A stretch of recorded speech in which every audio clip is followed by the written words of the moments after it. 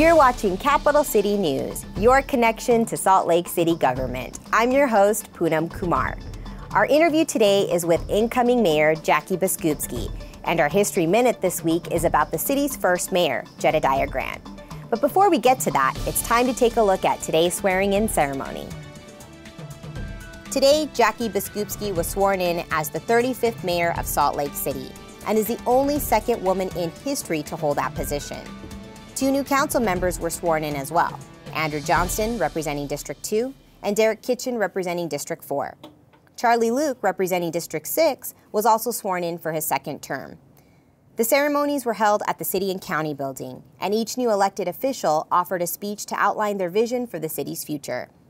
Mayors and city council members both serve 4-year terms, and of these 4 individuals, that term begins today. For our interview today, we'll be hearing from the new Salt Lake City Mayor, Jackie Biskupski. The East High Gay Straight Alliance happened in '94-95. These kids just wanted to have a club to support each other and get each other through high school. And there were all these adults, including legislators, who were working very hard against that. And in the end, they ended up banning all clubs just so these kids couldn't have this one club. And I remember thinking, what's wrong with me? Why haven't I done something to make their lives easier? And so I got off the couch and I worked on a campaign in '94. And then again in '96, I ran another race. And then just kept going and finally was elected myself in '98 and served in the legislature for 13 years. So much of that was driven by what is fair and just. And I will continue to operate from a space like that, where issues arise, and what will be in my mind is, how do I get to a place where we can resolve this issue in a fair and just way? And that's how I've been operating, and it seems to have served me well, so we'll see.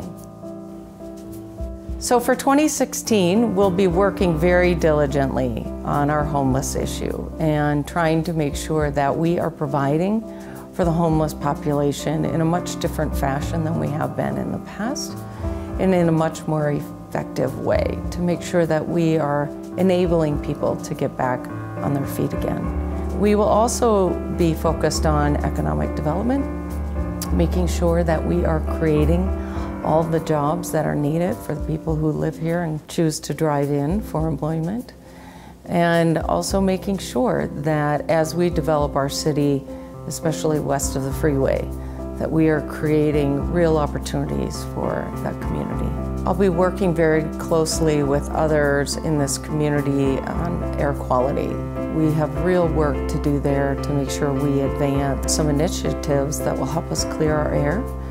And then, of course, the daily grind of running the city will be in the hands of myself and our staff members, making sure that I am here doing the work every single day.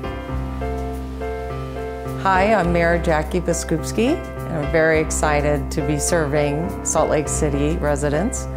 Looking forward to hearing from you over the next few years, and please remember that we will always have a very open city government for you to work with.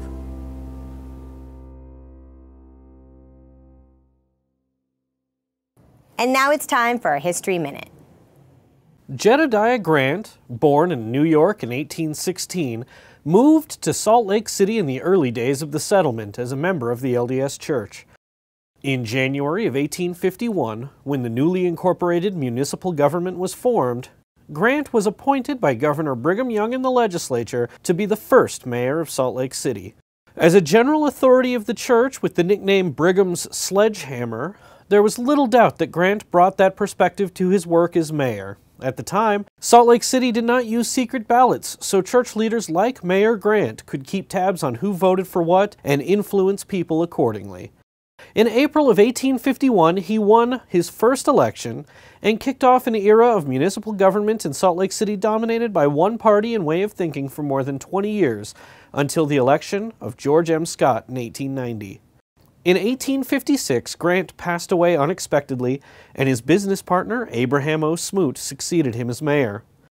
Shortly thereafter, Grant's Main Street home was eventually destroyed, and that plot of land served as the home of ZCMI for many years. That's it for this special episode of Capital City News. Make sure you keep watching to stay up to date on all the latest. For SLC TV, I'm Poonam Kumar.